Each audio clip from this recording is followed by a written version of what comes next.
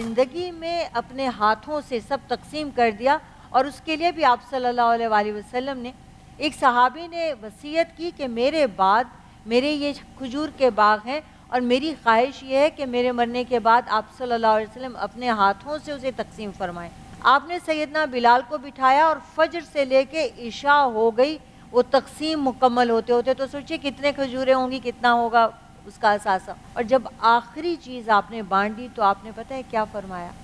آپ نے فرمایا کہ اس میں سے، آپ نے یوں مٹھی میں اٹھا کے، اس میں سے یہ اتنا سا بھی اپنی زندگی میں دے دیتے تو اس سارے سے زیادہ اجر ملتا۔ کیا کہنے بھائی، کیا بات ہے۔ آپ یہ دیکھیے کہ آپ نے اتنا چھوڑا ہے کہ آپ مرنے کے بعد، جیسے ایک اور حدیث ہے بخاری شریف کی، آپ صلی اللہ علیہ وسلم نے فرمایا کہ آدمی ساری زندگی نیک اعمال کرے گا یہاں تک کہ اس کے اور جنت میں بالشت کا فاصلہ ہوگا، کیا بات،